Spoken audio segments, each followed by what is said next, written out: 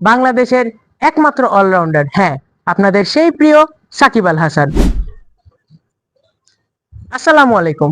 আজকে আপনাদের প্রিয় সাকিব আল হাসানের সকল হিসাব কিতাব ক্লিয়ার করব। তো চলুন দেরি না করে হিসাবে বসি। বাংলাদেশের সেরা allrounder cricket player Shakib Al Hasan এর স্ত্রী যুক্তরাষ্ট্রের নাগরিক, তিনি নিজেও যুক্তরাষ্ট্রের গ্রিন কার্ড হোল্ডার।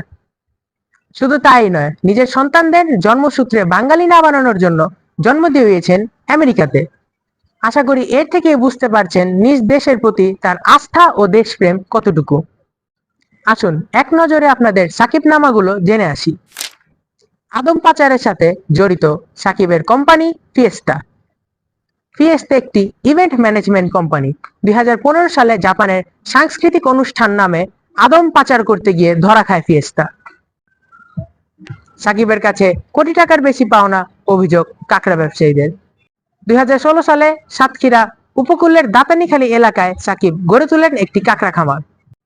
নাম দিয়েছিল সাকিব আল হাসান অ্যাগ্রো ফার্ম।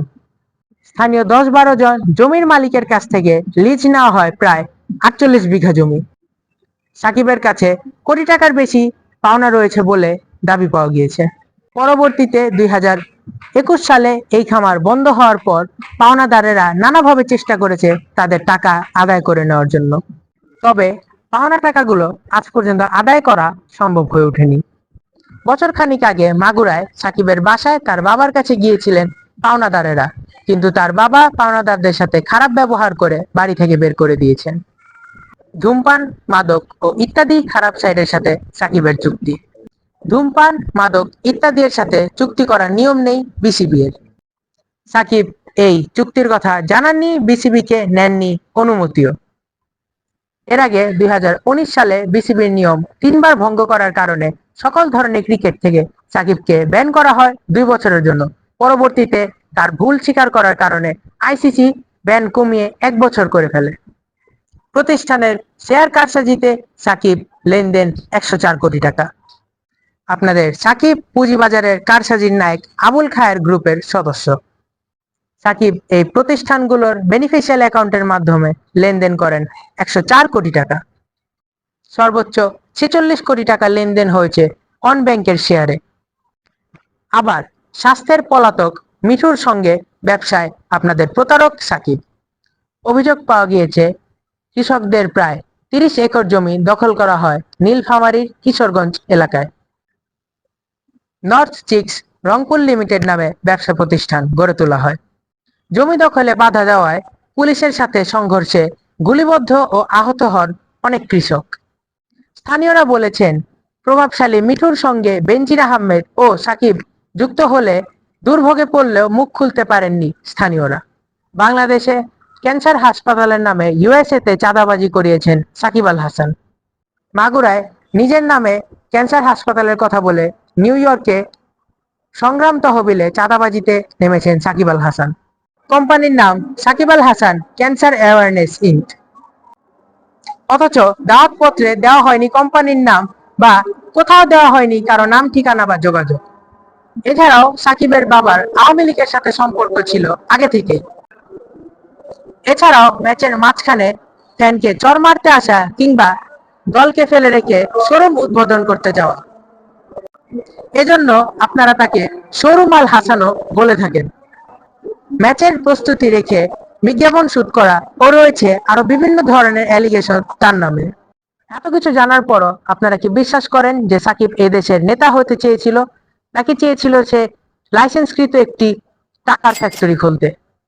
আপনি কি খেয়াল করে দেখেছেন সাকিব আল হাসান আমেরিকাতে থাকা অবস্থায় শেখ হাসিনা তাকে ভিজিট করতেন বহুবার? তা এতেই বোঝা যায় যে সাকিব আল হাসানের এই সকল অন্যায় কাজের সাথে একই হাত রয়েছে আমাদের শেখ হাসিনা। এত কিছু শোনার পরও অনেকেই বলবেন সাকিব আমাদের দেশের অনেক বড় সম্পদ, কিন্তু ভাই তার এই ক্রিকেট স্কিলস গড গিফটেড, এটা মানতেই হবে সারা পৃথিবীর। অনৈতিক মানুষের অর্জনে অহংকার করাটা বোকামি ছাড়া কিছুই না। মনে রাখবেন, এই দেশের সম্পদ রাস্তার ভিখারি থেকে শুরু করে আমি, আপনি এবং সাকিব সকলেই। সাকিব যদি ক্রিকেটার হয়ে অমরত্ব চাইতো, সে দেশের এমপি হতে আসতো না, নিতে আসতো না সে দেশের নমিনেশন পত্র। যাই হোক, গত 26শে আগস্ট পাকিস্তানের সাথে প্রথমবারের মতো টেস্ট ম্যাচ জিতে কিছু ক্রিকেট প্লেয়ার তাদের নিজের আসল রূপ দেখাতে শুরু করে দিয়েছে। তারা আবারও সাকিবকে নিয়ে মাতামাতি শুরু করে দিয়েছে।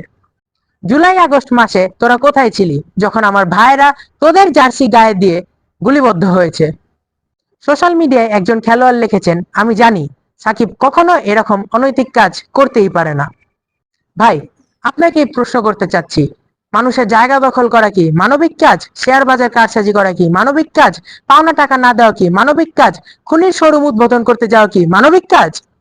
আপনাদের কি তখন মনে হয়নি ফায়েজের নামে করা মামলাটা সম্পূর্ণ মিথ্যা?